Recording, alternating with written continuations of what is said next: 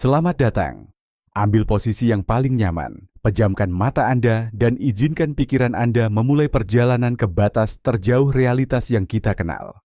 Kuliah pengantar tidur malam ini akan membahas, mungkin, misteri kosmos yang paling mendalam dan paling meresahkan.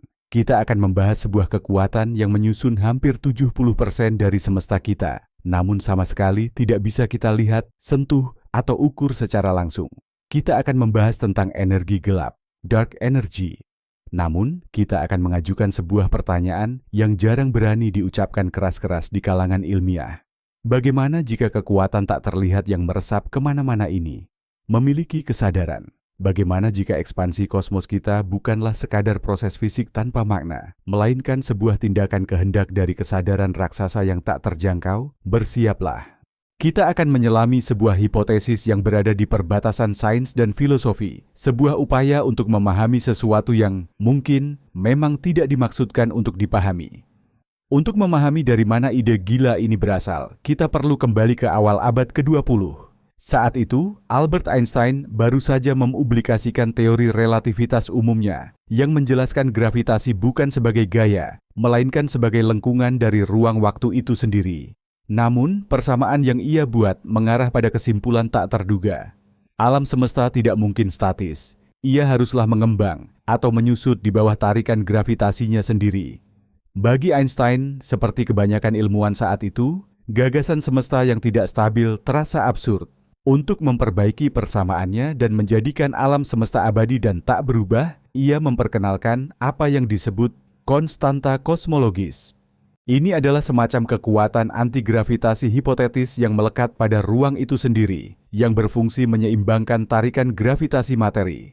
Namun, tak lama kemudian, astronom Edwin Hubble membuat penemuan yang monumental. Ia membuktikan bahwa galaksi-galaksi yang jauh bergerak menjauhi kita, dan semakin jauh galaksi itu, semakin cepat ia bergerak. Ternyata, alam semesta memang sedang mengembang. Einstein segera mencampakkan idenya, menjuluki konstanta kosmologis sebagai kesalahan terbesar dalam hidupnya. Dan selama beberapa dekade, konsep ini pun terlupakan. Alam semesta mengembang, tetapi gravitasi seharusnya memperlambat ekspansi ini. Sama seperti batu yang dilempar ke atas akan melambat dan akhirnya jatuh kembali. Semua orang berpikir begitu. Sampai akhir abad ke-20, ketika para astronom memutuskan untuk mengukur seberapa jauh perlambatan ekspansi ini terjadi. Dan disinilah mereka dikejutkan oleh temuan yang menghidupkan kembali kesalahan terbesar Einstein dari kuburnya dan melahirkan konsep energi gelap. Jadi, coba bayangkan pemandangan ini. Kita berada di penghujung tahun 90-an abad ke-20. Dua kelompok astrofisikawan yang bekerja secara terpisah, satu dipimpin oleh Saul Perlmutter dan yang lainnya oleh Brian Schmidt dan Adam Riess, sedang fokus mengamati objek yang sangat spesifik, yaitu supernova tipe Ia. Objek-objek kosmik ini adalah anugerah bagi para kosmolog. Mereka adalah ledakan dari bintang Katai Putih, dan yang membuatnya unik adalah kecerahan puncaknya selalu sama. Inilah sebabnya mereka dijuluki sebagai lilin standar, standard candles. Dengan mengetahui kecerahan sejati mereka, jaraknya dapat diukur dengan sangat presisi. Hanya dengan melihat seberapa redup objek itu terlihat dari bumi. Konsepnya seperti melihat bola lampu 100 watt. Semakin jauh jaraknya, semakin redup pula sinarnya. Dengan mengukur jarak supernova-supernova ini, serta redshift, pergeseran merah, cahayanya, yang mengindikasikan seberapa cepat mereka menjauh dari kita, para ilmuwan berharap dapat membuat peta akurat tentang bagaimana alam semesta berkembang di masa lalu. Ekspektasi mereka adalah melihat bahwa di masa lalu, laju ekspansi alam semesta pasti lebih cepat. Namun seiring waktu, akibat tarikan gravitasi dari semua materi yang ada, seharusnya laju itu melambat. Mereka ingin mengukur tingkat perlambatan ini untuk menentukan total massa alam semesta dan memprediksi masa depannya. Apakah ekspansi abadi atau keruntuhan gravitasi total yang dikenal sebagai Big Crunch. Namun, data yang mereka peroleh ternyata tidak hanya sekadar tidak terduga. Data itu benar-benar mengejutkan. Hasilnya menunjukkan bahwa supernova paling jauh yang meledak miliaran tahun lalu jauh lebih redup dibandingkan dengan prediksi teoretis. Ini hanya bisa berarti satu hal. Objek-objek itu berada jauh lebih jauh daripada seharusnya. Dan hal ini pada gilirannya mengimplikasikan bahwa alam semesta bukan hanya tidak melambat, melainkan justru mengembang dengan kecepatan yang makin lama makin cepat, atau mengalami akselerasi. Bayangkan Anda melempar batu ke udara, lalu bukannya melambat dan jatuh kembali ke tanah. Batu itu malah mulai terbang menuju langit semakin cepat dan semakin cepat. Penemuan yang terjadi pada tahun 1998 ini sangatlah revolusioner, sampai-sampai para penemunya dianugerahi hadiah Nobel Fisika pada tahun 2011. Penemuan ini menimbulkan pertanyaan fundamental bagi sains. Kekuatan apa yang mampu memaksa alam semesta untuk terus berakselerasi, melawan semua tarikan gravitasi dari seluruh materi yang terlihat, bahkan materi gelap? Kekuatan misterius yang bersifat anti-gravitasi, inilah yang kemudian kita sebut sebagai energi gelap. Pak Kamundadeu, mari kita coba kupas tuntas, apa sebenarnya makhluk yang disebut energi gelap ini? Penjelasan yang paling sederhana dan elegan membawa kita kembali ke kesalahan terbesar Einstein, yaitu konstanta kosmologi. Dalam interpretasi modern, ini adalah sifat dasar dari vakum itu sendiri, ruang hampa. Menurut teori medan kuantum, vakum bukanlah kekosongan total. Ia dipenuhi pasangan partikel virtual yang terus-menerus lahir dan saling memusnahkan atau beranihilasi. Subkuantum yang bergejolak ini harus memiliki energi yang kita sebut energi vakum. Dan energi ini, menurut teori relativitas umum, wajib berperilaku sebagai anti-gravitasi. Energi ini tidak akan menipis seiring dengan ekspansi alam semesta. Karena ia adalah sifat bawaan dari ruang itu sendiri. Semakin banyak ruang tercipta, semakin banyak pula energi ini muncul. Energi vakum tersebar merata di seluruh kosmos dan memiliki tekanan negatif. Tekanan negatif inilah yang mendorong ruang waktu menjauh, memaksa galaksi-galaksi saling menjauh dengan percepatan. Secara visual, kita bisa membayangkannya seperti adonan roti kismis yang mengembang di dalam oven.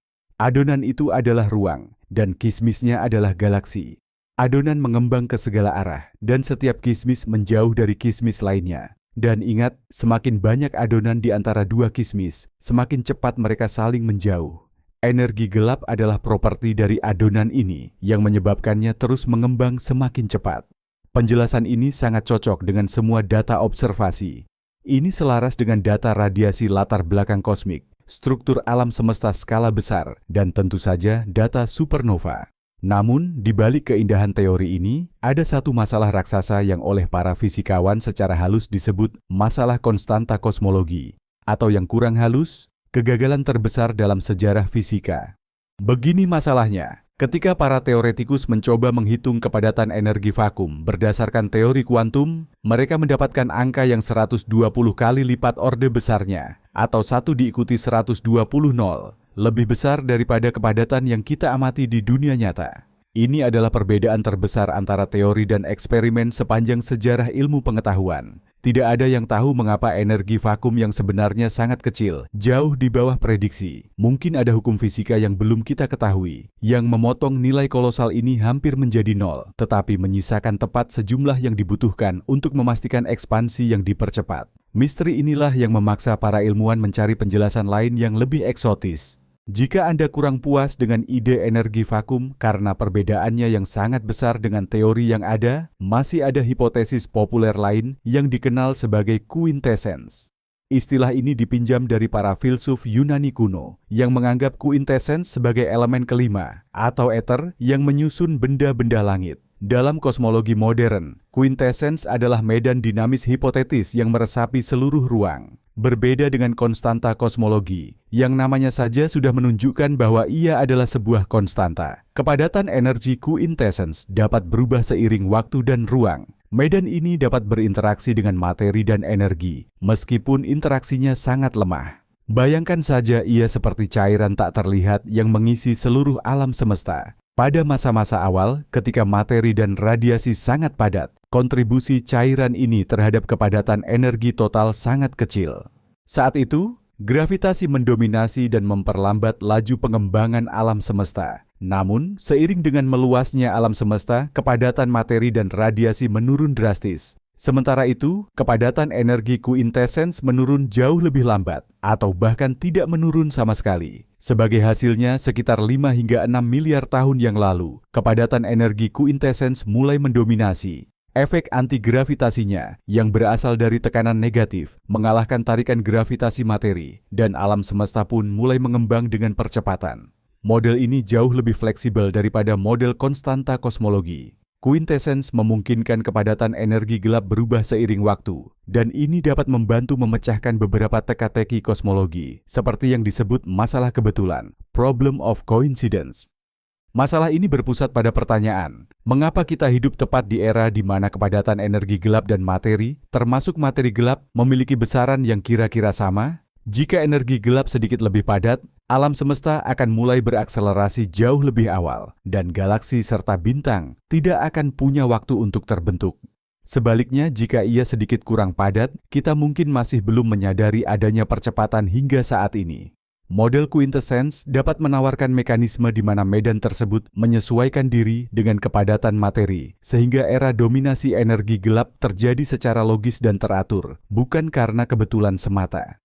Ada berbagai variasi dari ide ini, misalnya phantom energy atau energi hantu. Dalam skenario ini, tekanan negatifnya sangat kuat hingga kepadatan energinya justru meningkat seiring waktu.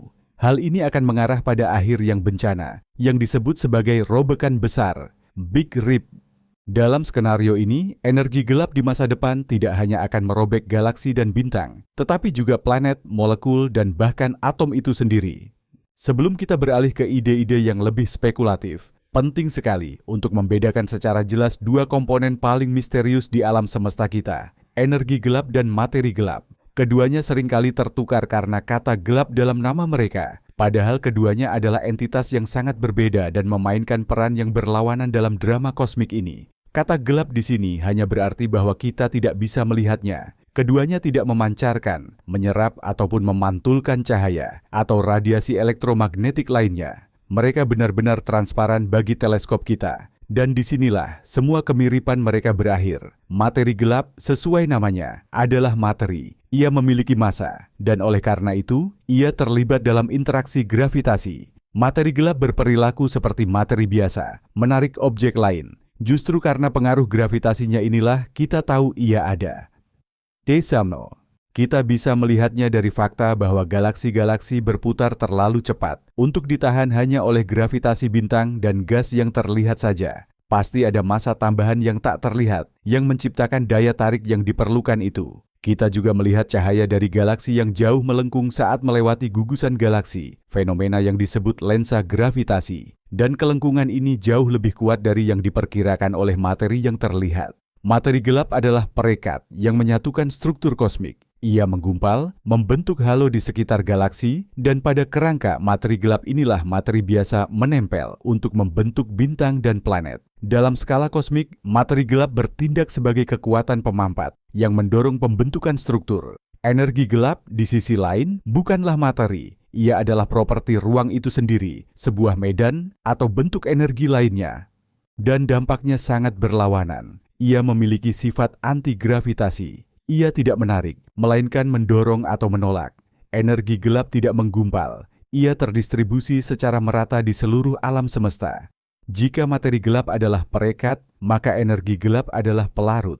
Ia bertindak sebagai kekuatan peregangan, mendorong ruang dan memaksa galaksi-galaksi untuk menjauh satu sama lain, bahkan dengan kecepatan yang semakin meningkat. Jadi mari kita simpulkan. Materi gelap adalah zat yang menarik secara gravitasi dan cenderung menggumpal, yang menyusun sekitar 25% alam semesta. Energi gelap adalah energi yang menolak secara gravitasi, terdistribusi secara merata, dan membentuk sekitar 70% alam semesta. Sementara materi biasa yang terlihat, yang membentuk kita, planet, dan bintang, hanya sekadar 5% yang menyedihkan. Kita hidup di alam semesta di mana 95% dari isinya sama sekali tidak kita pahami dan tidak terlihat. Mari kita intip masa depan yang sangat jauh dan lihat skenario apa yang telah disiapkan oleh dominasi energi gelap bagi kita. Nasib alam semesta sangat bergantung pada sifat-sifatnya, terutama pada parameter yang disebut parameter persamaan keadaan yang dilambangkan dengan huruf Saduye.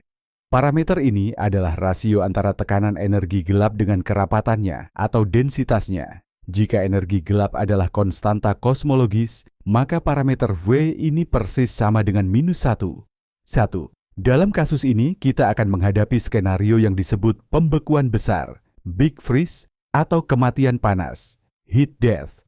Alam semesta akan terus mengembang dengan percepatan, selamanya, Galaksi-galaksi yang tidak terikat secara gravitasi dengan kita lambat laun akan terdorong melampaui cakrawala peristiwa. Cahaya mereka tidak akan lagi mencapai kita. Langit malam kita akan berangsur-angsur kosong.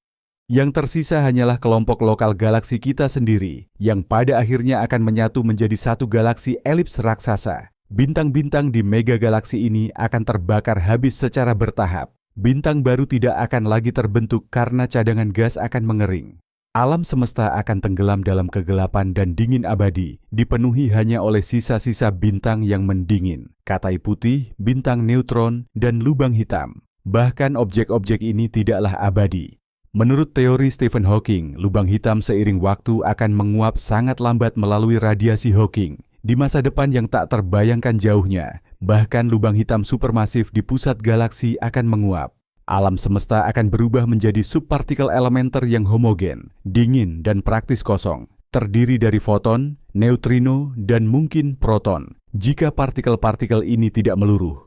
Ini adalah prospek yang cukup suram, namun yang paling mungkin terjadi berdasarkan data saat ini. Namun, bagaimana jika parameter W tidak sama dengan -1? Jika nilainya sedikit lebih besar dari -1, artinya energi gelap adalah bentuk tertentu dari kuintesensi, maka skenarionya secara umum akan mirip dengan pembekuan besar, tetapi detailnya mungkin berbeda. Tapi ada varian yang lebih dramatis. Bagaimana jika W kurang dari -1?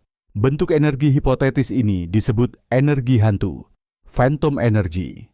Dalam kasus ini, kerapatan energi gelap tidak tetap konstan, melainkan bertambah seiring waktu. Dan saat itulah kita menantikan kerobekan besar, Big Rip.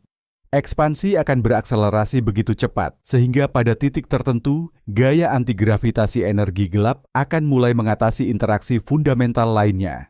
Pertama, puluhan juta tahun sebelum akhir, ia akan merobek gugus galaksi. Kemudian, jutaan tahun setelahnya, galaksi kita sendiri. Beberapa bulan sebelum klimaks, tata surya akan tercabik-cabik. Di menit-menit terakhir, bumi dan planet-planet lain akan meledak. Dan di detik-detik terakhir, energi gelap akan mengatasi gaya elektromagnetik, merobek molekul dan atom, dan kemudian interaksi nuklir kuat, memecah inti atom menjadi proton dan neutron individu. Jaringan ruang waktu itu sendiri akan tercabik-cabik, dan alam semesta akan tamat. Observasi saat ini belum bisa memastikan skenario mana yang akan terwujud, tetapi nilai W sangat mendekati -1. Hal ini menjadikan pembekuan besar sebagai kandidat yang paling mungkin. Sejauh ini, kita sudah membahas aspek fisik energi gelap.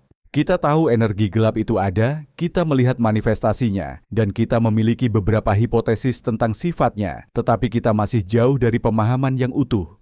Nah, sekarang mari kita bergeser sedikit. Kita melangkah keluar dari ranah ilmu pengetahuan yang ketat dan teramati, menuju wilayah spekulasi filosofis dan hipotesis yang berani. Langkah ini bermula dari pertanyaan sederhana, apa itu kesadaran dan apa itu pikiran? Kita terbiasa mengaitkan konsep-konsep ini dengan struktur biologis, dengan otak yang tersusun dari neuron. Tapi, apakah harus selalu seperti itu? Mungkinkah pikiran atau akal bisa eksis dalam bentuk lain? Konsep filosofis panpsikisme berpendapat bahwa kesadaran atau semacam proto-elemennya adalah sifat fundamental dari semesta yang melekat pada materi di tingkat paling mendasar. Sama seperti elektron yang memiliki massa dan muatan, ia juga mungkin memiliki bentuk kesadaran elementer. Dalam skenario ini, bentuk kesadaran yang kompleks seperti milik kita tidak muncul dari materi yang mati, melainkan melalui kombinasi dan kompleksitas dari kuanta kesadaran elementer ini. Hal ini membantu menghindari apa yang disebut masalah sulit kesadaran, pertanyaan tentang bagaimana pengalaman subjektif dapat muncul dari proses fisik murni di otak. Jika panpsikisme benar, maka seluruh semesta secara tertentu adalah hidup. Bintang, planet, nebula, semuanya mungkin memiliki bentuk kesadaran yang primitif. Sekarang, mari kita kaitkan ide ini dengan energi gelap. Energi gelap bukanlah materi, melainkan sebuah medan yang meresap ke setiap sudut ruang tanpa terkecuali. Ia adalah entitas yang paling dominan di semesta. Ia tunggal dan maha hadir. Jika kesadaran adalah sifat fundamental, mengapa ia tidak berhubungan dengan komponen kosmos yang paling mendasar dan dominan ini? Bagaimana jika energi gelap bukan hanya medan, tetapi pembawa kesadaran semesta ini? Ia bukan hanya energi, melainkan informasi.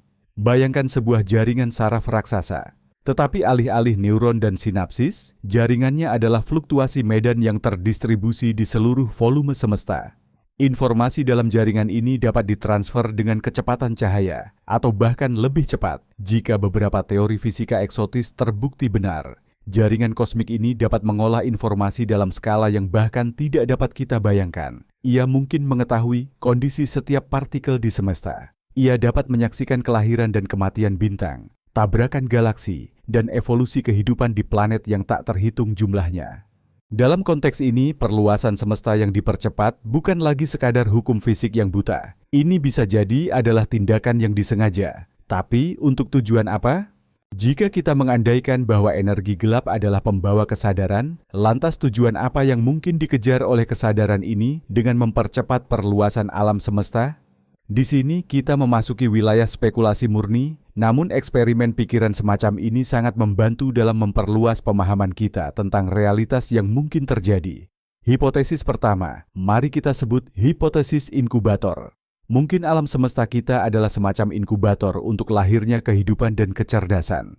Kesadaran kosmik yang kita kaitkan dengan energi gelap ini bisa jadi telah meluncurkan alam semesta dengan parameter tertentu, hanya untuk melihat apa yang akan dihasilkan. Perluasan yang dipercepat dalam skenario ini memiliki beberapa tujuan. Pertama, ia mencegah keruntuhan besar. Tanpa energi gelap, gravitasi pada akhirnya akan menghentikan perluasan dan memaksa alam semesta menciut kembali menjadi singularitas, menghancurkan segala sesuatu yang telah muncul. Energi gelap memastikan alam semesta memiliki waktu evolusi yang hampir tak terbatas. Kedua, perluasan mengisolasi kantong-kantong kehidupan yang berbeda satu sama lain. Galaksi-galaksi saling menjauh, dan perjalanan antar galaksi menjadi semakin mustahil. Ini bisa menjadi semacam tindakan pencegahan. Jika satu peradaban menjadi terlalu agresif dan mulai memusnahkan kehidupan di galaksinya, ia tidak dapat menyebarkan pengaruh destruktifnya ke seluruh alam semesta. Setiap pulau, kehidupan berkembang dalam isolasi relatif.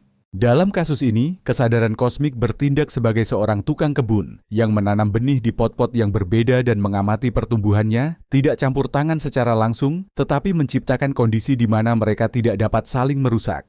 Ini adalah pandangan yang cukup optimis, namun ada juga versi yang lebih eskatologis. Mari kita ingat skenario robekan besar. Jika energi gelap bersifat fatamorgana atau phantom, maka kepadatannya akan terus meningkat, dan pada akhirnya ia akan merobek seluruh materi. Bagaimana jika memang inilah tujuan akhirnya? Mungkin dunia materi hanyalah fase sementara. Kesadaran kosmik mengumpulkan informasi atau pengalaman yang terakumulasi selama keberadaan alam semesta materi, kemudian mengatur ulang sistem tersebut, membongkarnya menjadi komponen fundamental untuk memulai semuanya dari awal lagi, mungkin dengan kondisi awal yang berbeda. Dalam kasus ini, kita hanyalah pembawa informasi sementara untuk suatu proses yang jauh lebih besar. Mari kita telaah satu lagi hipotesis energi gelap cerdas yang mungkin paling aneh, sekaligus paling mendalam. Kita sebut saja ini sebagai hipotesis dunia dalam. Bagaimana jika alam semesta kita, dengan 3 dimensi ruang dan 1 dimensi waktu, hanyalah permukaan atau antarmuka bagi realitas yang jauh lebih kompleks dan berdimensi tinggi? Dan energi gelap adalah manifestasi dari realitas yang lebih tinggi ini di dunia kita. Bayangkan sebuah simulasi komputer. Bagi karakter di dalamnya, dunia mereka benar-benar nyata, tunduk pada hukum fisika yang tertanam dalam kode program. Namun, bagi kita, pengamat dari luar, dunia mereka hanyalah informasi yang diproses oleh sebuah prosesor. Bagaimana jika energi gelap adalah semacam sistem operasi alam semesta kita? Ia bukanlah bagian dari konten, yaitu materi, bintang, dan planet, melainkan lingkungan itu sendiri, tempat semua konten ini ada dan berevolusi. Dalam kasus ini, kecerdasannya bukanlah kecerdasan salah satu objek di alam semesta, melainkan kecerdasan sistem itu sendiri. Ia mungkin bukan makhluk berpikir dalam definisi kita, melainkan sistem yang mengatur diri sendiri dan sadar diri, di mana pikirannya adalah hukum fisika dan kehendaknya adalah evolusi alam semesta. Perluasan yang dipercepat mungkin merupakan proses yang diperlukan untuk menjaga stabilitas sistem ini, atau untuk mentransisikannya ke kondisi yang baru. Mungkin dunia 3 dimensi kita hanyalah proyeksi, seperti bayangan di dinding gua dalam alegori gua Plato. Sementara realitas sejati adalah dunia energi gelap itu sendiri, yang memiliki jumlah dimensi lebih besar. Sebagai makhluk 3 dimensi, kita tidak dapat merasakan realitas ini secara langsung. Namun kita merasakan pengaruhnya melalui efek gravitasi, melalui percepatan perluasan ruang. Ide ini selaras dengan beberapa aspek teori string yang mengemukakan adanya dimensi ruang tambahan yang tersembunyi atau tergulung. Bisa jadi, energi gelap adalah manifestasi dari dimensi-dimensi tersembunyi ini. Dan jika di dimensi-dimensi tersebut ada bentuk kesadaran, maka ia akan menjadi sifat dunia yang fundamental dan tak terpahami bagi kita, sama seperti waktu itu sendiri. Kita tidak bisa bertanya kepada waktu, "Mengapa kamu mengalir?" Begitu pula kita tidak bisa bertanya kepada energi gelap, "Mengapa kamu memperluas alam semesta?" Bagi entitas ini, hal itu mungkin merupakan hakikat keberadaan yang alami, sama seperti proses bernapas bagi kita. Namun, bagaimana kita bisa menguji hipotesis yang sekilas tampak mustahil untuk diverifikasi ini? Apakah ada cara untuk membedakan ekspansi yang dilakukan secara cerdas dari sekadar proses fisik yang tanpa tujuan atau tanpa kehendak? Ini adalah tantangan yang sangat kompleks, tapi bukan berarti tanpa harapan. Kuncinya mungkin terletak pada pencarian anomali dan pola yang sulit dijelaskan oleh sebab-sebab alami. Jika energi gelap hanyalah konstanta kosmologis, kepadatannya harus benar-benar seragam di setiap titik ruang dan setiap waktu. Ekspansi seharusnya bersifat isotropis sempurna, artinya sama di semua arah. Namun, jika energi gelap adalah semacam medan dinamis yang memiliki kesadaran, perilakunya mungkin tidak seragam. Bayangkan jika medan ini mampu bereaksi terhadap peristiwa di alam semesta, misalnya pembentukan struktur besar seperti gugusan supergalaksi.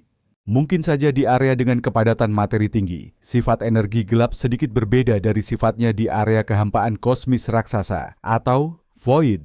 Survei astronomi saat ini dan di masa depan, seperti teleskop Euclid atau observatorium Vera Rubin, akan memetakan distribusi jutaan galaksi dengan akurasi yang belum pernah terjadi sebelumnya. Jika mereka menemukan bahwa laju ekspansi alam semesta sedikit berbeda di arah yang berbeda, atau bahwa laju tersebut berubah seiring waktu secara tidak monoton, itu akan menjadi argumen serius bagi sifat dinamis energi gelap. Ini memang belum membuktikan adanya kecerdasan di baliknya. Namun hal ini tentu akan membuka pintu bagi hipotesis-hipotesis semacam itu. Jalur lain yang mungkin adalah mencari korelasi yang tidak wajar. Jika energi gelap adalah jaringan informasi, ia mungkin menggunakan keterikatan kuantum, quantum entanglement, untuk mentransfer data melintasi jarak yang sangat jauh. Mungkin ada korelasi yang halus, namun signifikan secara statistik dalam sifat radiasi latar kosmik atau distribusi galaksi yang mengindikasikan hubungan non-lokal yang tidak dapat dijelaskan oleh model kosmologi standar. Ini mirip dengan mencari pesan terenkripsi di tengah kebisingan kosmik. Kita tidak tahu seperti apa pesan itu, tetapi fakta ditemukannya saja sudah akan membalikkan pemahaman kita tentang realitas. Tentu saja, semua ini terdengar seperti fiksi ilmiah. Setiap anomali yang ditemukan kemungkinan besar akan memiliki penjelasan fisik yang lebih sederhana. Namun, justru pencarian anomali inilah yang mendorong kemajuan ilmu pengetahuan. Para ilmuwan yang menemukan akselerasi ekspansi alam semesta pun awalnya tidak mencari energi gelap. Mereka hanya ingin mengukur perlambatan, dan mereka justru menemukan misteri terbesar zaman modern. Mari kita kembali pada gagasan bahwa energi gelap adalah semacam kecerdasan kosmik dan meninjau hal ini dari kacamata prinsip antropik. Prinsip antropik dalam formulasi lemahnya menyatakan bahwa kita sebagai pengamat hanya bisa eksis di alam semesta yang konstanta dan hukum fundamentalnya memang memungkinkan kita ada. Misalnya, jika gaya elektromagnetik sedikit saja berbeda, atom tidak akan mampu membentuk molekul yang stabil. Atau jika konstanta gravitasi berbeda, bintang akan terbakar terlalu cepat atau bahkan tidak pernah menyala sama sekali. Alam semesta kita tampak sangat diatur secara presisi, fine-tune demi kehidupan. Dan nilai kepadatan energi gelap adalah salah satu contoh paling mencolok dari pengaturan presisi ini. Seperti yang telah kita bahas, para teoretikus memprediksi nilai yang 120 kali lipat orde besarnya dibandingkan nilai yang kita amati. Seandainya kepadatan energi gelap sebesar itu, alam semesta akan hancur berkeping-keping dalam sepersekian detik pertama setelah Big Bang tanpa sempat membentuk struktur apapun. Di sisi lain, jika kepadatan energi gelap sangat besar tetapi bernilai negatif, alam semesta akan runtuh kembali menjadi singularitas, bahkan sebelum sempat benar-benar dimulai. Nilai positif yang kecil namun terukur yang kita amati saat ini berada dalam rentang nilai yang sangat sempit, yang ramah kehidupan. Ada beberapa penjelasan untuk pengaturan presisi ini. Salah satunya adalah hipotesis multisemesta, multiverse. Mungkin ada semesta tak terbatas, yang masing-masing memiliki konstanta fundamental acak. Berdasarkan definisinya, kita hanya bisa ada di salah satu dari sedikit semesta di mana kondisinya kebetulan cocok. Namun, ada penjelasan lain yang lebih bersifat teleologis, berdasarkan tujuan. Bagaimana jika konstanta-konstanta ini tidak acak? Bagaimana jika semua ini dipilih? Jika energi gelap adalah pikiran atau kecerdasan, maka ia dapat mengatur sifat-sifatnya sendiri sedemikian rupa untuk memastikan munculnya kehidupan dan kesadaran. Dalam kasus ini, kita bukanlah produk sampingan yang kebetulan dari hukum alam yang tak berjiwa, melainkan mungkin salah satu tujuan mengapa alam semesta ini ada. Kecerdasan ini mungkin telah menetapkan kepadatannya pada nilai positif minimum yang memungkinkan. Nilai ini cukup untuk mencegah keruntuhan alam semesta, tetapi tidak terlalu besar sehingga menghambat pembentukan galaksi. Ekspansi yang dipercepat yang kita amati saat ini baru dimulai beberapa miliar tahun yang lalu, yaitu ketika kehidupan di bumi sudah eksis dan berkembang. Mungkin ini bukanlah kebetulan, barangkali ini adalah fase berikutnya dari sebuah rencana. Setelah kehidupan lahir dan mencapai tingkat kerumitan tertentu, semesta memasuki fase ekspansi abadi untuk melindungi pulau-pulau kesadaran ini dan memberi mereka waktu tak terbatas untuk berkembang. Dalam skenario ini, prinsip antropik berhenti menjadi sekadar tautologi. Kita ada karena kita ada, dan berubah menjadi bukti adanya rancangan yang memiliki tujuan. Ketika kita mempertimbangkan hipotesis mengenai energi gelap yang berakal, kita pasti dihadapkan pada pertanyaan tentang motif dan etika yang mungkin dimilikinya. Jika alam semesta ini benar-benar diatur oleh sebuah kecerdasan super, apakah entitas itu baik atau jahat terhadap kita? Tentu saja, konsep-konsep manusiawi seperti ini mungkin tidak relevan untuk entitas dengan skala sebesar itu. Namun, kita tetap bisa mencoba menganalisis tindakannya melalui kacamata dampaknya bagi kita. Di satu sisi, seperti yang telah kita bahas, keberadaan alam semesta yang disetel dengan sangat presisi untuk menopang kehidupan dapat dianggap sebagai tindakan penciptaan, semacam berkah. Energi gelap yang mencegah keruntuhan gravitasi berfungsi sebagai penjaga, memastikan stabilitas kosmos dalam jangka panjang. Ia memberi kita waktu yang tak terbatas untuk berevolusi, memahami, dan berkreasi. Ini seperti tindakan orang tua yang peduli, namun bersikap menyendiri. Di sisi lain, ekspansi yang dipercepat secara abadi juga membawa konsekuensi yang sangat suram. Hal ini mengutuk kita pada kesendirian abadi. Galaksi-galaksi terhempas melampaui horizon kosmologis, dan seiring berjalannya waktu, langit kita akan menjadi hitam pekat, kecuali bintang-bintang dari galaksi kita sendiri yang tengah sekarat. Kita tidak akan pernah bisa mencapai pulau-pulau kehidupan lain jika memang ada. Kita terperangkap dalam sistem terikat gravitasi kita selamanya. Bisakah ini dianggap sebagai tindakan kebaikan? Atau apakah ini semacam karantina? Mungkin ini adalah tindakan pencegahan untuk menghindari konflik antar peradaban. Atau bisa jadi ini hanyalah manifestasi ketidakpedulian total. Energi gelap mungkin mengejar tujuannya sendiri yang tidak dapat kita pahami. Sementara keberadaan atau ketiadaan kita hanyalah efek samping yang tidak signifikan. Bayangkan seseorang yang sedang membangun rumah. Ia menciptakan kondisi di mana semut bisa bersarang. Namun, tujuannya adalah membangun rumah, bukan menciptakan sarang semut. Nasib semut tidak penting baginya. Mungkin kita adalah semut bagi kecerdasan kosmik. Proses berpikirnya, yang kita rasakan sebagai perluasan ruang, mungkin memiliki tujuan yang jauh melampaui pemahaman kita. Mungkin entitas itu sedang membangun sesuatu di dimensi yang lebih tinggi, dan alam semesta kita hanyalah produk sampingan dari pembangunan tersebut. Oleh karena itu, pertanyaan tentang moralitas energi gelap kemungkinan besar tidak ada artinya. Entitas itu mungkin tidak baik, tidak juga jahat, tetapi sekadar berbeda. Keberadaan dan tindakannya adalah sebuah keniscayaan, hukum alam fundamental yang harus kita pelajari untuk dijalani. Mari kita ubah sedikit sudut pandang dan coba lihat masalah ini dari sisi yang berbeda. Bagaimana jika energi gelap bukanlah kecerdasan awal yang sudah ada sejak lama, melainkan justru merupakan produk dari aktivitas kecerdasan itu sendiri? Ini adalah gagasan yang dikenal sebagai rekayasa kosmik, cosmic engineering. Bayangkan sebuah peradaban yang telah eksis selama miliaran tahun. Tingkat perkembangan teknologi mereka telah mencapai titik yang bahkan tidak bisa kita bayangkan. Peradaban seperti ini mungkin telah belajar cara mengendalikan sifat-sifat fundamental dari ruang waktu. Lalu, bagaimana jika mereka dihadapkan pada ancaman keruntuhan besar, Big Crunch, yang tak terhindarkan? Para astrofisikawan mereka meramalkan bahwa dalam beberapa miliar tahun, alam semesta akan mulai menyusut dan semua pencapaian mereka akan musnah.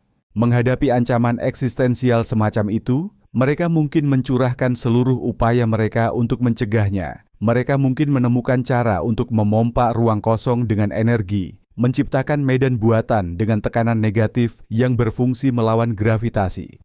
Intinya, mereka sendiri yang menciptakan energi gelap untuk menyelamatkan alam semesta dari keruntuhan total. Apa yang kita saksikan sekarang adalah hasil dari proyek rekayasa kosmik mereka yang luar biasa. Dalam skenario ini, energi gelap hanyalah sebuah artefak, sebuah mesin raksasa sebesar alam semesta yang dibangun oleh leluhur kita yang sangat jauh. Gagasan yang dikenal sebagai hipotesis Cosmo Engineering peradaban tipe 3 pada skala Kardashev ini memang terdengar seperti fiksi ilmiah, tetapi ia memunculkan pertanyaan-pertanyaan yang menarik. Jika memang demikian, mengapa kita tidak melihat jejak lain dari peradaban ini?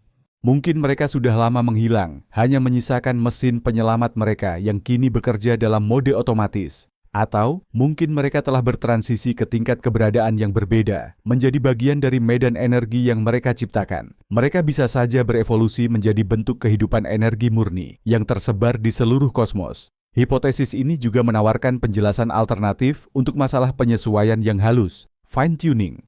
Kepadatan energi gelap tidaklah seperti itu sejak awal. Itu telah disesuaikan oleh peradaban kuno ini tepat pada tingkat yang diperlukan untuk memastikan ekspansi alam semesta yang abadi, namun tidak terlalu cepat. Mereka menghitung segalanya dengan presisi yang luar biasa. Tentu saja, ini menimbulkan paradoks telur dan ayam. Bagaimana sebuah peradaban bisa muncul di alam semesta yang awalnya tidak stabil, hanya untuk menstabilkannya kemudian? Mungkin mereka muncul dalam rentang waktu yang singkat antara ledakan besar, Big Bang, dan dimulainya keruntuhan, dan mereka memiliki cukup waktu untuk berhasil mengembangkan dan mengimplementasikan proyek penyelamatan mereka. Pemikiran ini menakutkan sekaligus memberikan harapan. Ini berarti bahwa kecerdasan di alam semesta tidak hanya mampu mengamati nasibnya secara pasif, tetapi juga dapat secara aktif membentuk dan mengubahnya. Mari kita kembali membahas fisika. Namun kali ini kita akan menyentuh ranah yang paling canggih dan sejujurnya belum terbukti. Teori senar, string teori, dan M-teori. Kedua teori ini berupaya menyatukan teori relativitas umum dan mekanika kuantum menjadi sebuah teori segalanya. Salah satu prediksi utama dari teori senar adalah adanya dimensi ruang tambahan yang tersembunyi. Kita hidup di dunia dengan 3 dimensi ruang, panjang, lebar, dan tinggi. Tetapi teori ini mengemukakan bahwa jumlahnya bisa jauh lebih banyak, bisa 10 atau bahkan 11 dimensi. Lantas mengapa kita tidak bisa melihatnya? Menurut salah satu model yang disebut teori Brane atau teori membran, alam semesta 3 dimensi kita ini hanyalah sebuah selaput atau Brane yang mengapung dalam ruang multidimensi yang sering disebut volume atau hyperspace. Seluruh materi dan radiasi biasa yang membentuk diri kita ini semuanya terikat pada Brane tersebut dan tidak bisa meninggalkannya. Namun, menurut teori ini, gravitasi adalah pengecualian. Gravitasi adalah manifestasi dari geometri hyperspace itu sendiri, dan ia bisa merembes dari Brane kita menuju dimensi lain dan sebaliknya. Sekarang, mari kita hubungkan hal ini dengan energi gelap, dark energy. Bagaimana jika energi gelap adalah pengaruh gravitasi dari sesuatu yang berada di luar batas Brane kita? Itu bisa saja berupa Brane semesta paralel lain yang secara gravitasi mendorong Brane kita menjauh. Atau mungkin itu adalah sifat bawaan dari hyperspace multidimensi itu sendiri. Penjelasan ini sangat menarik karena ia menempatkan sumber energi gelap di luar jangkauan alam semesta kita yang terlihat, yang mungkin menjelaskan mengapa sifat-sifatnya terasa begitu aneh dari sudut pandang kita.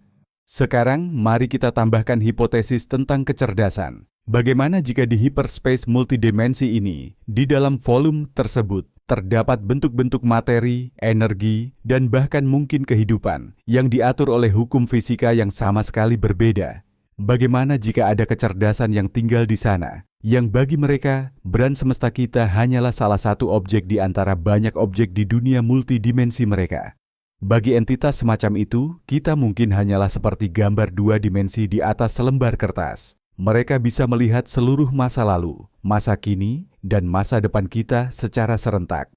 Entitas tersebut bisa saja memengaruhi alam semesta kita dengan mengubah geometri hyperspace, dan kita akan merasakannya sebagai perubahan laju ekspansi yang kita kenal sebagai manifestasi energi gelap. Dalam kasus ini, energi gelap secara harfiah adalah bayangan atau napas dari makhluk multidimensi yang merembes ke dunia kita. Motivasi makhluk itu akan benar-benar tidak dapat kita pahami, sama seperti motif seorang seniman 3 dimensi tidak dapat dipahami oleh karakter 2 dimensi yang ia gambar. Hipotesis ini mungkin akan selamanya tidak dapat dibuktikan, kecuali kita menemukan cara untuk mengintip ke luar batas brand kita. Namun, ia menawarkan gambaran kosmos yang menakjubkan, di mana realitas kita hanyalah lapisan tipis dalam semesta yang jauh lebih kompleks dan mungkin berpenghuni. Konsep menarik lainnya yang mungkin terkait dengan pembahasan kita adalah prinsip holografik. Prinsip ini, yang muncul dari studi termodinamika lubang hitam, mengajukan gagasan bahwa semua informasi yang terkandung dalam volume ruang tertentu dapat dijelaskan sepenuhnya pada batas atau permukaan volume itu sendiri. Sederhananya, ini mirip dengan cara kerja holografi. Sebuah gambar 3 dimensi dikodekan pada permukaan 2 dimensi. Prinsip holografik menyiratkan bahwa alam semesta 3 dimensi kita mungkin sebenarnya hanyalah hologram, sebuah proyeksi informasi yang telah direkam pada permukaan 2 dimensi di batas ruang kosmos kita. Ide ini memang terdengar sangat gila, tetapi didukung oleh dasar matematis yang kuat dan membantu memecahkan beberapa paradoks mendalam dalam fisika teoretis. Jika ini benar, lalu apa itu energi gelap dalam alam semesta holografik?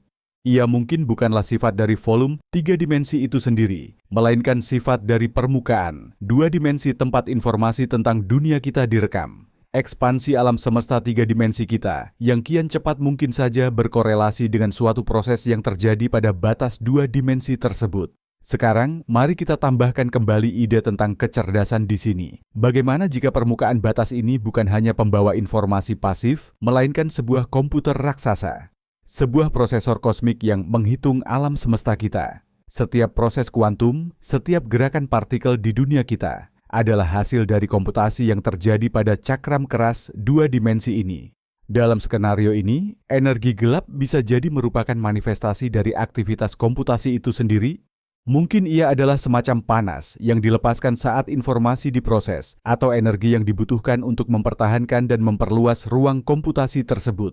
Kecerdasan sistem ini adalah kecerdasan dari programmer atau program itu sendiri. Kita hidup dalam simulasi, dan energi gelap adalah salah satu parameter simulasi tersebut yang mungkin bisa diubah oleh administrator simulasi.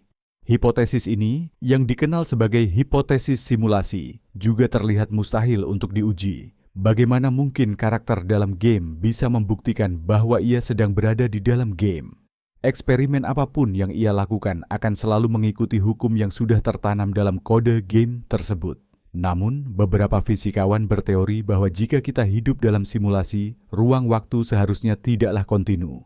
Sebaliknya, ia harus bersifat diskrit, terdiri dari piksel-piksel kecil, seperti layar monitor.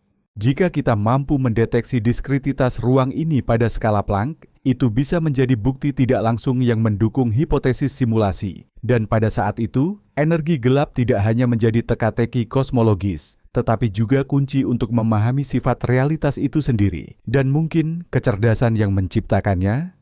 Kita telah banyak membahas bagaimana energi gelap yang cerdas dapat memengaruhi alam semesta secara umum. Namun, bisakah energi ini berinteraksi dengan materi di tingkat yang lebih lokal? Jika ia adalah medan kesadaran yang meresap ke segala penjuru, mungkinkah ia memengaruhi evolusi kehidupan, misalnya di bumi? Ini adalah wilayah yang sangat spekulatif, tetapi mari kita telusuri. Teori evolusi standar Darwin didasarkan pada mutasi acak dan seleksi alam. Ini adalah mekanisme yang kuat dan berhasil menjelaskan keragaman kehidupan yang kita saksikan. Namun, beberapa ilmuwan dan filsuf menyoroti apa yang mereka sebut sebagai lompatan evolusioner, periode di mana bentuk-bentuk kehidupan baru dan kompleks muncul secara tiba-tiba, seperti saat ledakan Kambrium. Mungkinkah energi gelap sebagai pembawa kesadaran kosmik memainkan peran dalam proses ini? Ia bisa bertindak secara lebih halus, tanpa harus melanggar hukum fisika dan biologi.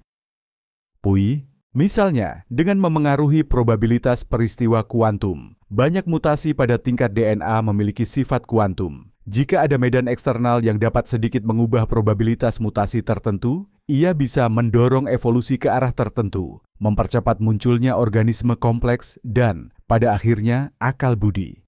Ini bukanlah intervensi langsung, melainkan seperti menciptakan angin yang mendukung bagi proses evolusi. Dalam skenario ini, kemunculan akal budi di bumi dan mungkin di planet lain bukanlah sepenuhnya kebetulan. Ini akan menjadi bagian dari proses yang lebih besar, yang dipandu oleh kesadaran kosmik. Energi gelap dalam model ini bertindak sebagai tukang kebun tak terlihat, yang tidak mencabut gulma atau menanam bunga secara langsung, melainkan hanya mengubah sedikit komposisi tanah dan intensitas cahaya matahari untuk mengarahkan pertumbuhan kebun menuju jalur yang diinginkan. Lalu, bagaimana kita bisa menguji hal ini? Mungkin dengan menganalisis genom berbagai spesies untuk mencari pola mutasi yang secara statistik tidak mungkin, yang berkorelasi dengan momen-momen penting dalam sejarah evolusi. Jika kita menemukan bahwa mutasi yang kompleks dan bermanfaat terjadi jauh lebih sering daripada yang diprediksi oleh teori proses acak, hal ini bisa menjadi indikasi tidak langsung adanya faktor pemandu. Tentu saja, ini hanya akan menjadi korelasi, bukan bukti. Namun, hal itu akan memaksa kita untuk merenungkan bahwa evolusi biologis di planet kita mungkin adalah bagian dari sejarah kosmik yang jauh lebih besar, di mana kita memainkan peran yang tidak disengaja. Melanjutkan pembahasan tentang interaksi dengan kehidupan, mari kita ajukan pertanyaan. Jika energi gelap adalah medan yang cerdas, bisakah kita berkomunikasi dengannya? Atau jangan-jangan ia sudah berkomunikasi dengan kita, tapi kita saja yang tidak memahami bahasanya? Secara tradisional, pencarian kecerdasan luar angkasa dilakukan oleh program SETI yang mencari sinyal radio buatan. Pencarian ini didasarkan pada asumsi bahwa peradaban lain akan menggunakan gelombang elektromagnetik untuk komunikasi, sama seperti kita. Tapi, bagaimana jika pendekatan ini sama sekali keliru? Jika di alam semesta terdapat kecerdasan yang jauh lebih kuno dan mendasar, kecil kemungkinan ia akan menggunakan cara komunikasi yang dianggap primitif seperti itu. Ia mungkin akan menggunakan media yang menjadi bagian dari dirinya sendiri. Jika kecerdasan itu adalah energi gelap, maka bahasanya adalah gravitasi, yaitu fluktuasi ruang-waktu. Pikirannya mungkin berupa perubahan kecepatan ekspansi alam semesta. Kita berusaha menangkap bisikan melalui radio, padahal yang berbicara kepada kita adalah samudra luas tempat kita berenang. Mungkinkah kita mendengar bahasa ini? Mungkin saja. Melalui observatorium gelombang gravitasi seperti LIGO dan Virgo, kita baru mulai mengasah pendengaran gravitasi. Sejauh ini kita hanya mendengar peristiwa paling keras, pertemuan lubang hitam dan bintang neutron. Namun, seiring meningkatnya sensitivitas peralatan, kita mungkin dapat menangkap kebisingan latar belakang gravitasi yang datang dari seluruh penjuru alam semesta. Bagaimana jika kebisingan ini mengandung informasi? Bagaimana jika fluktuasi latar belakang ini tidak acak, melainkan membawa pesan rumit yang terenkripsi? Menguraikan pesan seperti itu akan menjadi tugas yang luar biasa sulit. Tetapi, bahkan penemuan struktur yang tidak acak dalam latar belakang gelombang gravitasi sudah akan menjadi penemuan terbesar dalam sejarah umat manusia. Ada opsi lain, yang bahkan jauh lebih fantastis. Bagaimana jika kecerdasan ini dapat berkomunikasi dengan kita secara langsung melalui kesadaran kita sendiri? Jika kesadaran, seperti yang diusulkan oleh panpsikisme, adalah sifat fundamental, maka kesadaran individu kita hanyalah bagian dari kesadaran universal ini. Dalam skenario ini, momen pencerahan, intuisi, atau inspirasi kreatif, semua itu bukan hanya produk kerja otak kita. Mungkin itu adalah saat-saat di mana kita menyelaraskan diri dengan gelombang kecerdasan kosmik dan menerima informasi dari medan universal ini. Penemuan ilmiah yang hebat, karya seni yang jenius, mungkin penciptanya tidak menciptakannya, melainkan mendengarnya setelah terhubung dengan sumber ini. Tentu saja, ide ini berada jauh di luar batas-batas sains, masuk ke wilayah mistisisme dan praktik spiritual. Namun, ini memaksa kita untuk merenungkan bahwa jawaban atas misteri kosmos terbesar mungkin tidak hanya ditemukan dalam data teleskop, tetapi juga ada di dalam diri kita sendiri. Memandang energi gelap sebagai sebuah entitas berakal, membawa konsekuensi mendalam, bukan hanya bagi studi kosmologi, tetapi juga bagi pemahaman kita tentang jati diri, tentang di mana sebenarnya posisi kita di alam semesta ini. Sejak era Kopernikus, pandangan ilmiah tradisional dunia telah secara konsisten menurunkan status kemanusiaan Mulanya, kita berhenti menjadi pusat alam semesta, lalu kita bukan lagi pusat galaksi. Kita hanyalah penghuni planet kecil di sekitar bintang biasa, di pinggiran salah satu dari ratusan miliar galaksi. Kemudian Darwin menunjukkan bahwa kita bukan mahkota ciptaan, melainkan hanya salah satu spesies yang muncul dari proses evolusi buta. Seolah-olah seluruh sejarah ilmu pengetahuan mengarahkan kita pada kesimpulan mengenai ketidakberartian kosmik kita yang mutlak dan kesendirian kita di alam semesta yang dingin dan tak peduli. Namun, hipotesis tentang energi gelap yang berakal, ironisnya, justru dapat mengembalikan perasaan bermakna itu kepada kita. Jika alam semesta ini bukan sekadar sekumpulan partikel yang terjadi secara acak, melainkan perwujudan dari aktivitas akal kosmik, maka keberadaan kita bukan lagi suatu kebetulan semata. Jika akal ini sengaja menciptakan kondisi bagi munculnya kehidupan dan kesadaran, kita menjadi bagian dari rancangan agung tersebut.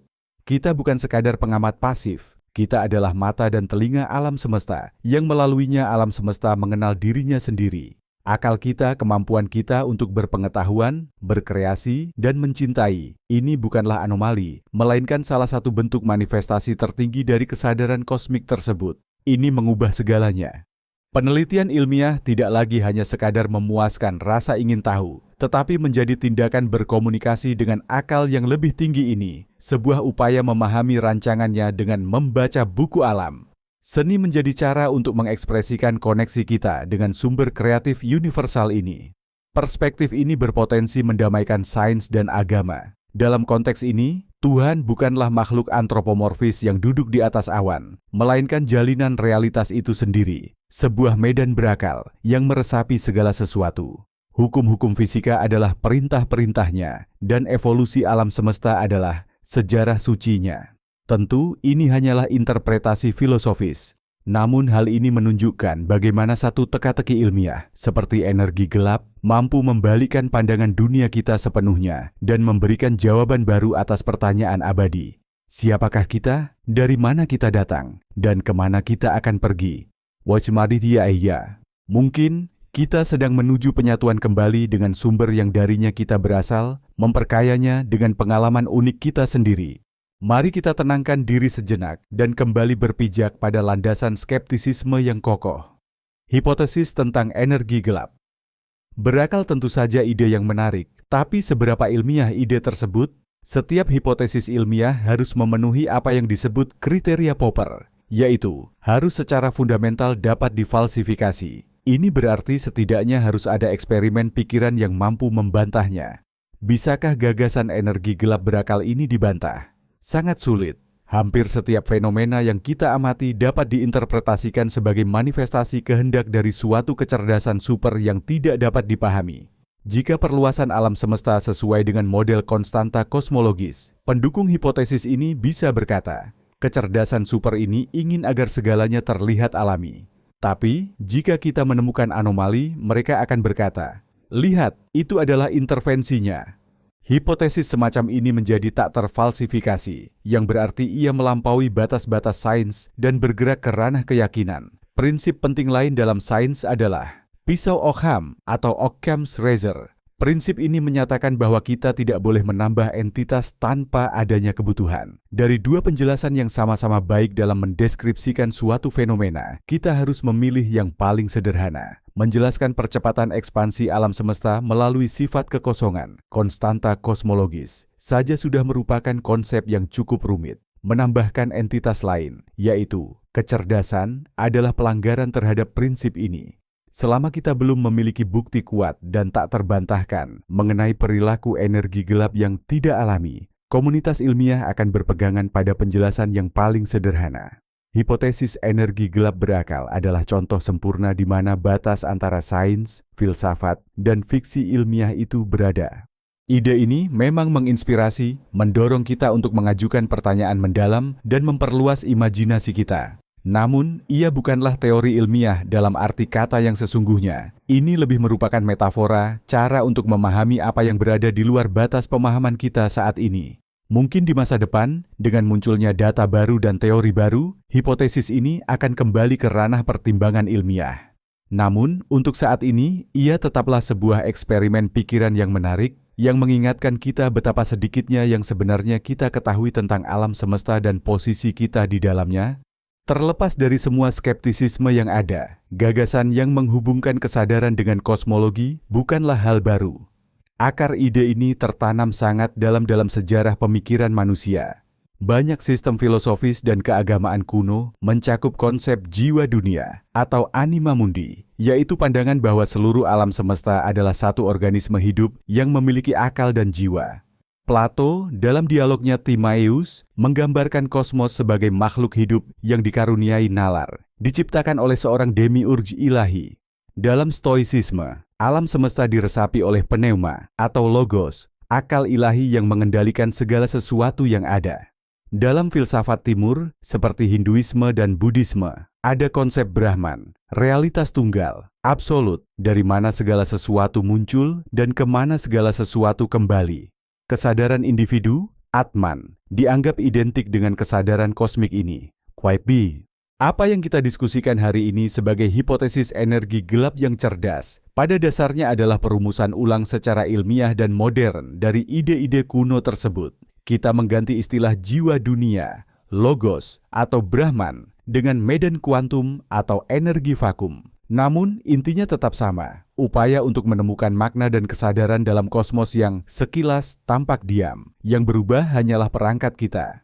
Para filsuf kuno mengandalkan introspeksi dan penalaran logis.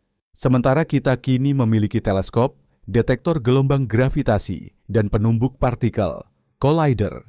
Kita dapat menguji gagasan kita secara eksperimental. Kita dapat mengukur laju ekspansi alam semesta dengan akurasi yang mencengangkan. Kita bisa menganalisis komposisi radiasi latar kosmik yang tersisa dari ledakan besar, Big Bang. Dan inilah yang mengejutkan. Semakin dalam kita menyelami alam semesta menggunakan instrumen kita, semakin aneh dan misterius ia tampak. Penemuan energi gelap adalah contoh paling nyata. Sains yang seharusnya menghilangkan pesona dunia dan melucuti segala misterinya, justru membawa kita ke ambang misteri baru yang jauh lebih dalam. Mungkin ini adalah pertanda bahwa jalur pengetahuan ilmiah dan jalur mistis tidaklah terpisah jauh, seperti yang selama ini kita yakini.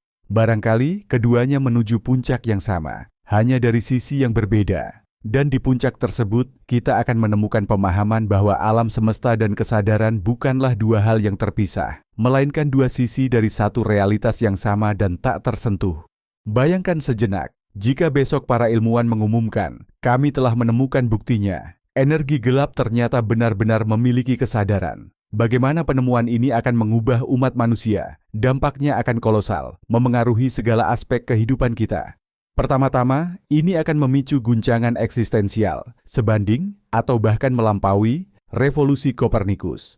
Kesadaran bahwa kita hidup di dalam entitas raksasa yang berpikir akan membalikkan seluruh pemahaman kita tentang realitas. Agama-agama akan menghadapi krisis terbesar, atau sebaliknya, pengabsahan terbesar atas keyakinan mereka.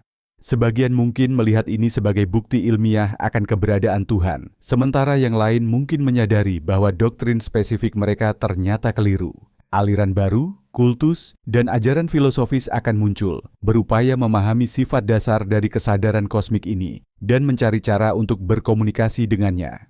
Ilmu pengetahuan akan mengalami transformasi fundamental. Biologi, kimia, fisika, semua disiplin ilmu ini harus memasukkan faktor baru ke dalam model mereka.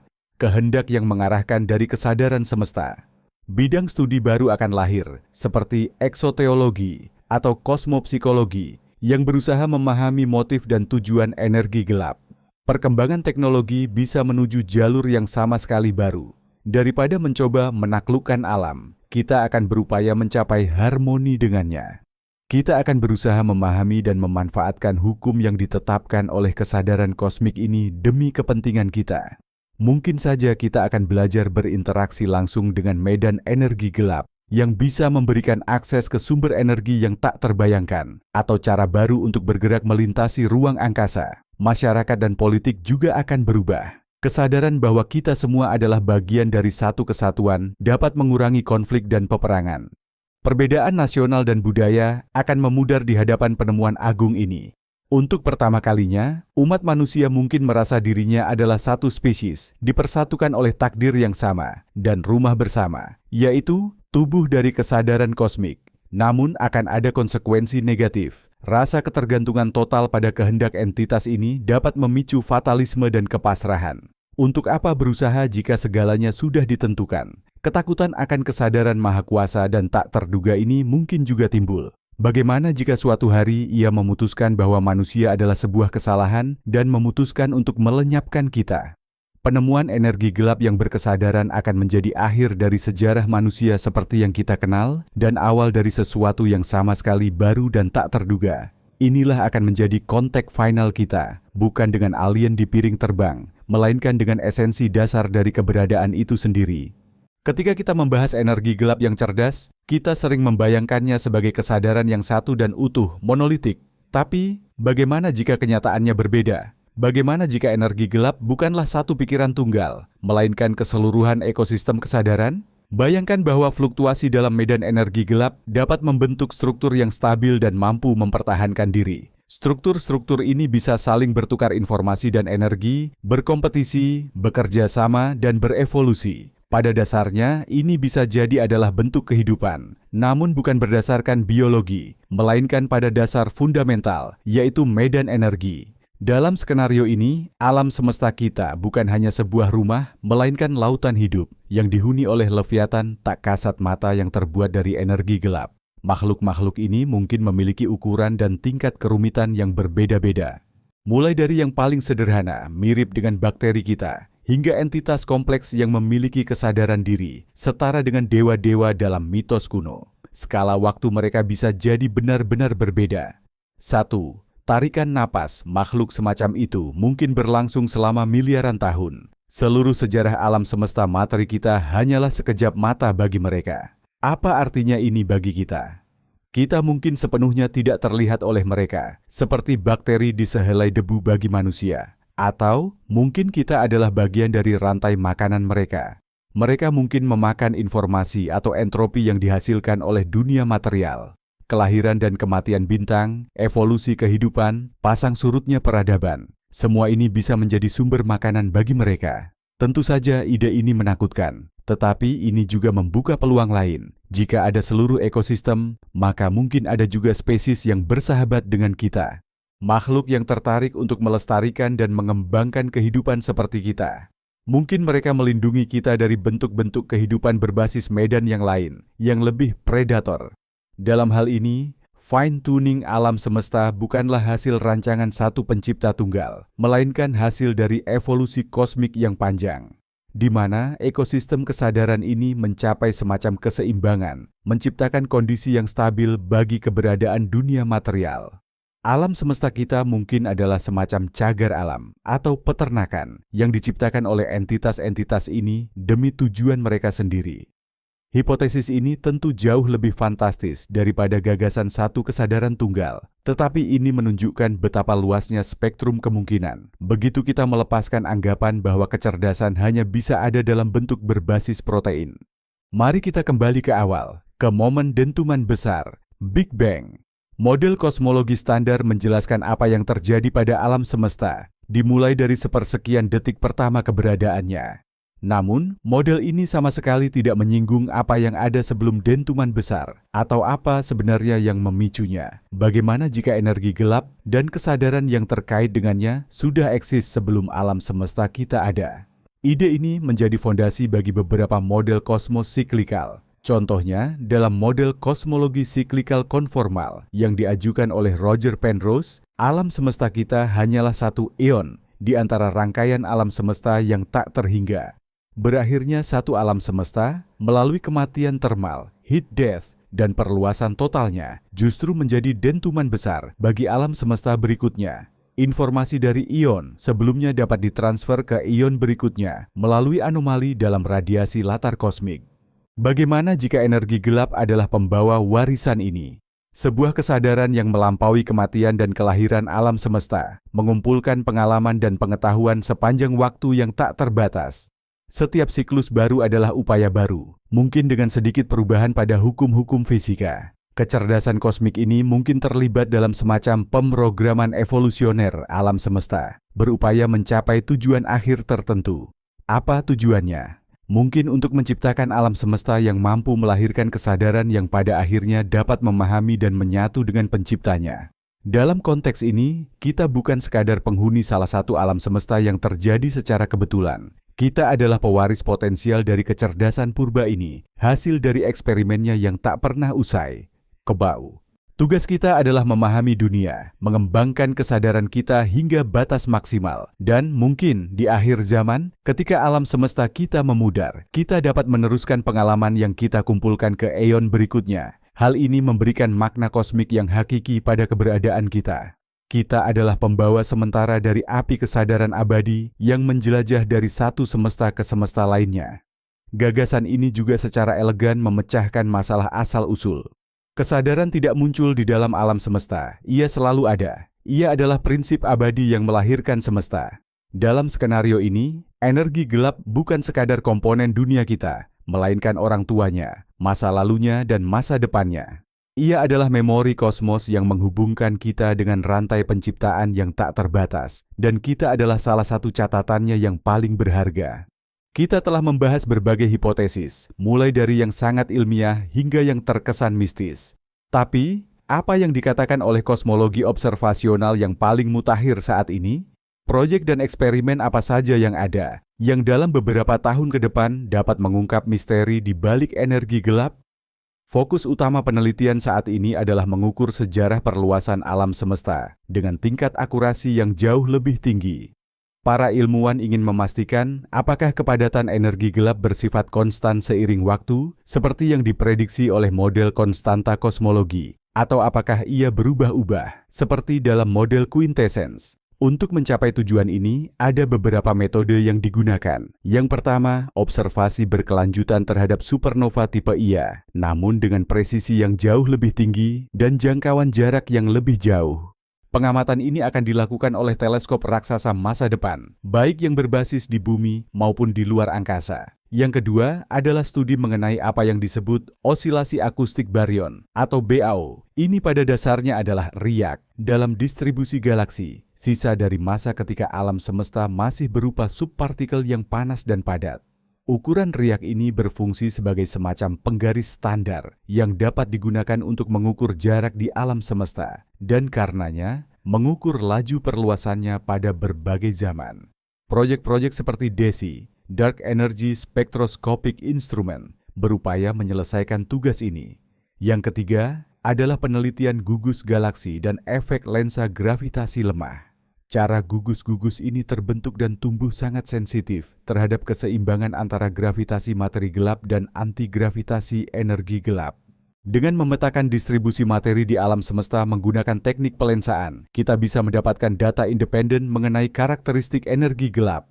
Teleskop luar angkasa Euclid dan Observatorium Vera Rubin secara khusus akan fokus pada upaya ini. Jika semua metode berbeda ini menghasilkan satu kesimpulan yang sama, yaitu bahwa parameter persamaan keadaan W tepat sama dengan -1 dan tidak berubah seiring waktu, ini akan menjadi argumen kuat yang mendukung model konstanta kosmologi. Namun, jika ditemukan adanya penyimpangan, ini akan memicu revolusi besar dalam fisika dan membuka jalan bagi teori quintessence atau gagasan lain yang jauh lebih eksotis. Sejauh ini, semua data berpresisi tinggi menunjukkan bahwa kita hidup di alam semesta dengan konstanta kosmologi. Belum ada indikasi perilaku energi gelap yang anomali atau terkesan cerdas. Namun, pengukuran paling akurat masih akan dilakukan di masa depan. Dalam 10 hingga 20 tahun ke depan, kita mungkin akan mendapatkan jawabannya. Atau yang lebih mungkin, kita justru akan berhadapan dengan misteri yang jauh lebih dalam lagi. Mari kita asumsikan bahwa observasi di masa depan menguatkan model paling sederhana. Energi gelap adalah konstanta kosmologi, yakni energi vakum yang abadi, tidak berubah baik dalam ruang maupun waktu.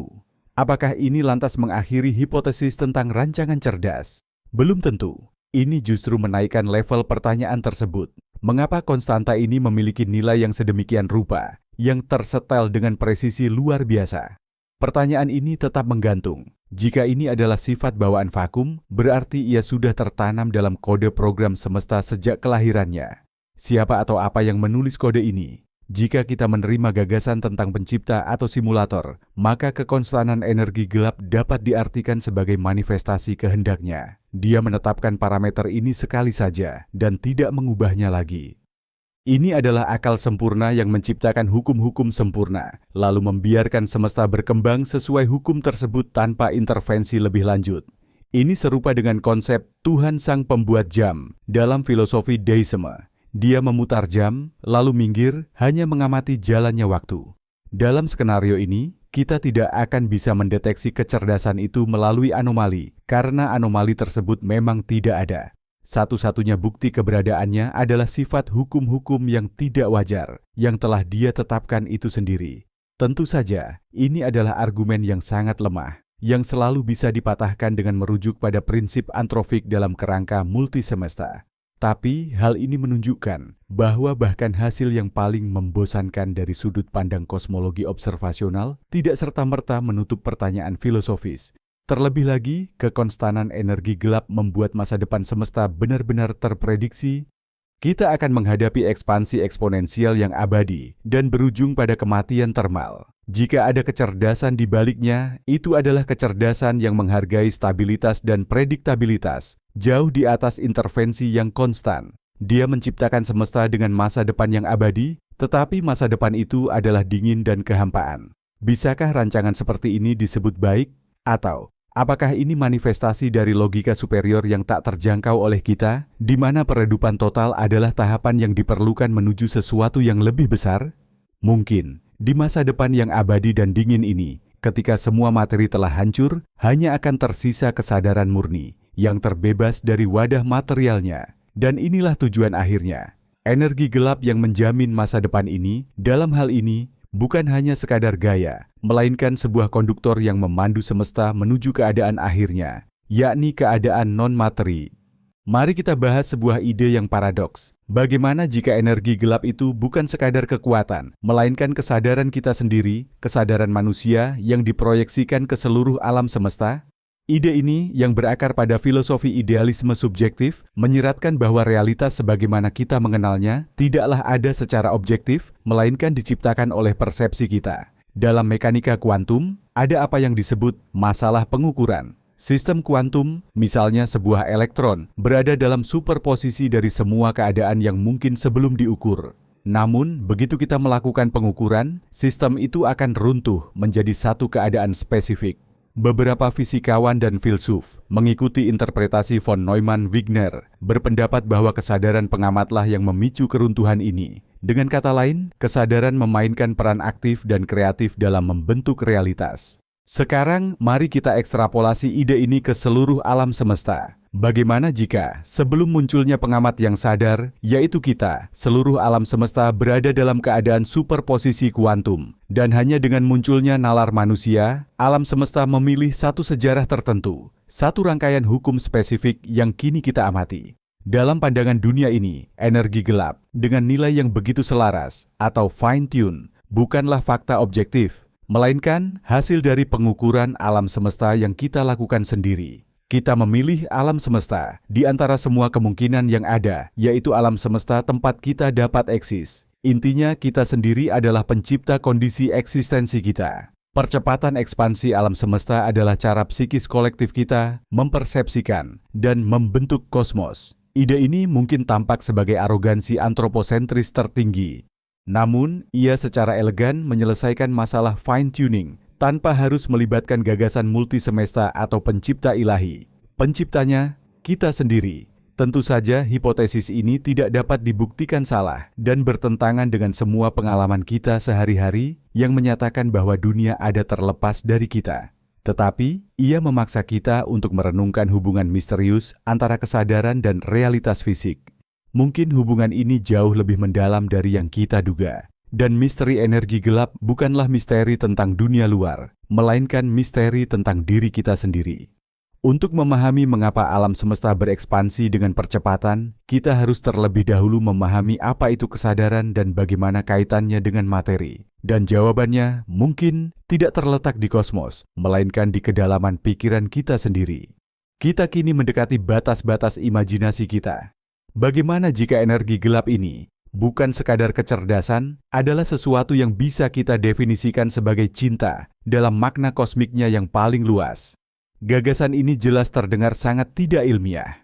Namun, mari kita telusuri ini sebagai sebuah metafora puitis. Apakah esensi cinta dalam manifestasi fundamentalnya? Ia adalah daya yang mengikat, menyatukan, dan berupaya menuju kesatuan.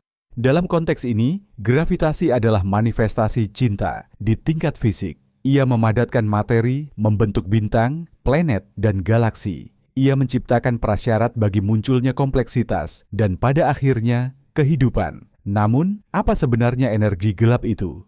Ia adalah kekuatan yang mendorong menjauh, memisahkan, menciptakan ruang.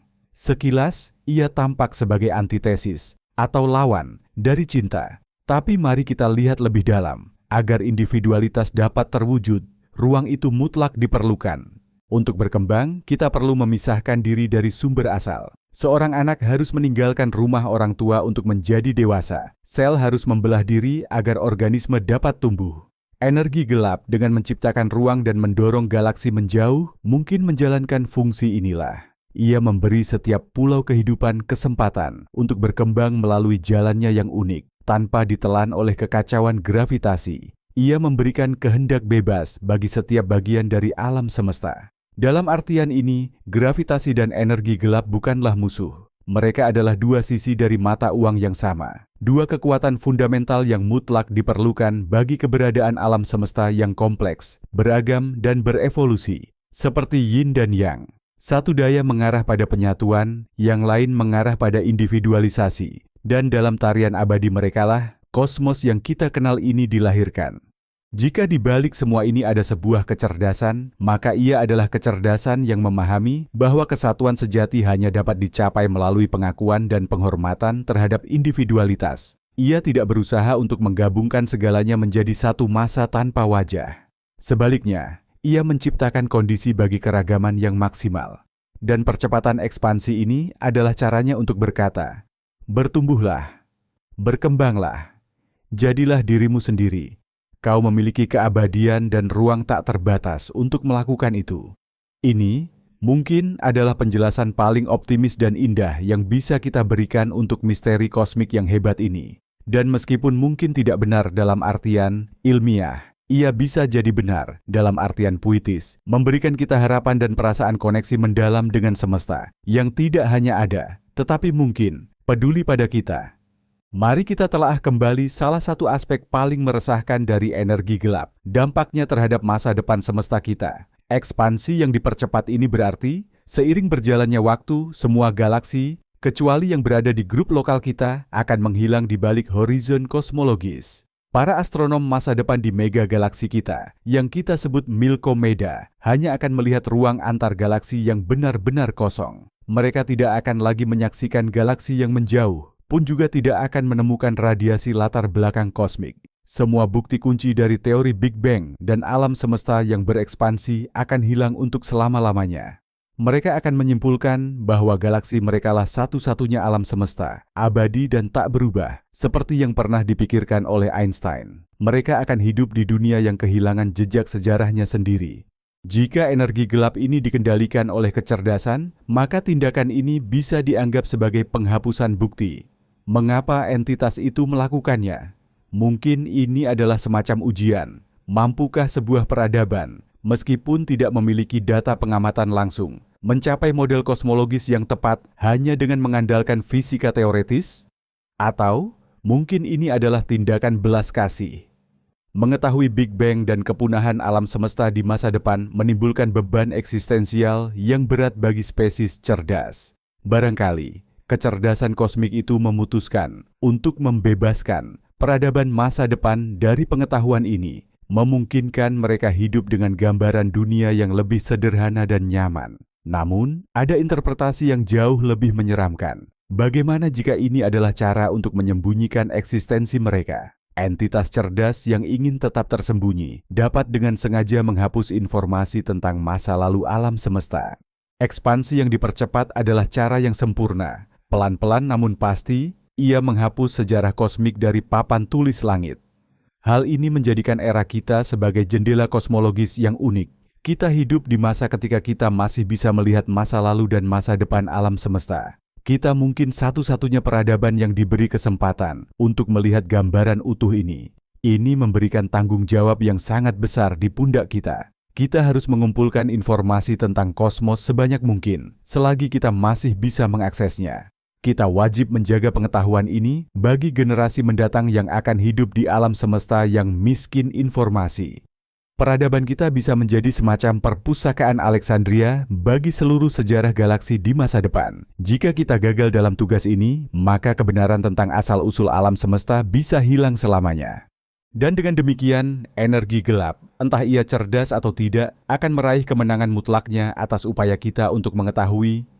Hipotesis lain yang menghubungkan energi gelap dengan informasi berasal dari kajian beberapa fisikawan. Mereka berpendapat bahwa informasi bukan sekadar konsep abstrak, melainkan entitas fisik fundamental, setara dengan materi dan energi. Bahkan, ada yang berspekulasi bahwa informasi mungkin memiliki massa. Bagaimana jika energi gelap itu adalah energi yang terikat pada kandungan informasi alam semesta? Seiring evolusi alam semesta yang semakin kompleks, menciptakan struktur baru seperti bintang, galaksi, kehidupan, dan kecerdasan, kandungan informasi totalnya akan terus meningkat. Jika informasi memang memiliki energi dan berdasarkan rumus Einstein berarti juga memiliki massa, maka peningkatan informasi ini akan menyebabkan pertumbuhan energi total alam semesta. Dan jika energi informasional ini memiliki sifat yang mirip dengan energi gelap, yaitu tekanan negatif, maka ia akan memicu ekspansi alam semesta yang dipercepat. Dalam model ini, percepatan ekspansi bukanlah proses eksternal yang tiba-tiba, melainkan konsekuensi langsung dari evolusi dan peningkatan kompleksitas alam semesta itu sendiri. Semakin kompleks alam semesta, semakin cepat ia mengembang. Sekarang, mari kita tambahkan elemen kecerdasan. Kecerdasan adalah generator informasi yang paling efisien. Teori ilmiah, karya seni, kode komputer, bahkan struktur masyarakat kita sendiri, semuanya adalah kumpulan besar informasi yang sangat kompleks. Bagaimana jika kemunculan dan perkembangan kecerdasan di alam semesta adalah katalis yang mengaktifkan atau secara signifikan mempercepat proses ekspansi? Kita dan peradaban lain yang mungkin ada, bisa jadi bukan sekadar produk alam semesta, melainkan mesin penggeraknya. Melalui aktivitas berpikir kita memompa energi gelap ke dalam kosmos. Ini adalah gagasan yang sangat kuat dan menuntut tanggung jawab besar. Ini berarti tindakan kita tidak hanya memiliki dampak lokal, tetapi juga konsekuensi kosmologis. Perkembangan peradaban kita, pertumbuhan pengetahuan, penciptaan teknologi baru, semuanya berkontribusi pada nasib seluruh alam semesta. Hal ini juga dapat menjelaskan mengapa percepatan ekspansi dimulai relatif baru-baru ini dalam skala kosmik. Mungkin hal ini bertepatan dengan momen ketika kehidupan di alam semesta mencapai ambang kompleksitas tertentu dan mulai secara aktif menghasilkan informasi. Hipotesis ini, seperti banyak hipotesis lainnya, hanyalah spekulasi murni saat ini. Namun, ia menyajikan gambaran dunia yang indah dan sangat koheren, di mana materi, energi, informasi, dan kecerdasan saling terkait erat dalam satu proses tunggal evolusi kosmik. Jika kita membahas hipotesis yang paling berani, kita tidak bisa mengabaikan kaitan antara energi gelap dan konsep Tuhan. Bagi banyak orang, gagasan tentang pencipta yang maha kuasa, maha hadir, dan maha tahu adalah fondasi dari pandangan hidup mereka. Mungkinkah energi gelap merupakan manifestasi ilmiah dari konsep ini? Mari kita telaah sifat-sifatnya. Energi gelap bersifat maha hadir. Ia memenuhi seluruh ruang angkasa. Ia maha kuasa. Ia mendominasi semua bentuk materi dan energi lainnya, serta menentukan nasib alam semesta. Jika kita tambahkan hipotesis kecerdasan ke dalamnya, ia menjadi maha tahu, karena ia adalah medan tunggal yang menyimpan informasi tentang segala sesuatu yang terjadi di kosmos. Atribut-atribut ini sangat menyerupai definisi klasik tentang Tuhan. Tentu saja, ini bukanlah Tuhan dalam agama-agama Abrahamik, bukan pribadi yang campur tangan dalam urusan manusia, membuat mukjizat, dan memberikan perintah moral. Ini lebih merupakan Tuhan para filsuf, seperti yang dianut Spinoza, Tuhan yang identik dengan alam itu sendiri, hukum-hukumnya, dan substansinya. Dalam konteks ini, studi tentang energi gelap menjadi semacam teologi yang tidak didasarkan pada teks suci, melainkan pada persamaan matematika dan pengamatan astronomi. Perluasan alam semesta yang dipercepat, ini bukan hanya proses fisik biasa, melainkan manifestasi dari kehendak atau sifat ilahi. Ini tidak berarti bahwa sains telah membuktikan keberadaan Tuhan. Ini hanya berarti bahwa teori-teori ilmiah kita yang paling mutakhir membawa kita pada konsep yang skala dan fundamentalitasnya sebanding dengan ide-ide religius. Inilah titik di mana bahasa fisika dan bahasa metafisika mulai membicarakan hal yang sama, meskipun dengan kata-kata yang berbeda, Kalto. Bagi orang beriman, ini bisa menjadi penegasan yang kuat terhadap keyakinan mereka, seolah melihat tangan Tuhan dalam data pengamatan kosmologis. Sementara bagi seorang ateis, ini hanyalah sebuah metafora yang menggambarkan sifat alam yang masih belum kita pahami sepenuhnya. Namun, bagi keduanya, baik yang beriman maupun yang ateis, misteri energi gelap adalah alasan untuk bersikap rendah hati.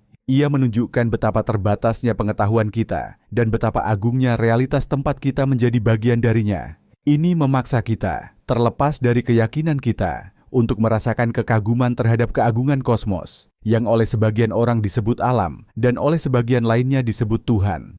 Perjalanan kita menelusuri labirin hipotesis tentang energi gelap hampir usai. Kita memulainya dari fakta observasi yang kuat, supernova redup yang mengindikasikan bahwa alam semesta ini mengembang dengan laju yang semakin cepat. Kita telah membahas penjelasan fisik utamanya, konstanta kosmologi dan kuintesensi. Lalu kita membiarkan imajinasi kita lepas landas, memulai perjalanan menuju ide-ide paling berani dan spekulatif yang pernah diciptakan oleh akal manusia. Kita membayangkan energi gelap sebagai kesadaran universal, sebagai hasil kerja peradaban kuno, sebagai manifestasi dimensi tersembunyi, atau bahkan sebagai sistem operasi dari simulasi kosmik. Kita telah membahas dampaknya pada evolusi, kemungkinan cara berkomunikasi dengannya, serta perannya dalam mitos kuno dan konsep filosofis modern. Kita melihat bagaimana satu misteri ini menyentuh pertanyaan paling mendalam tentang sifat realitas, posisi manusia di alam semesta, dan makna keberadaan kita.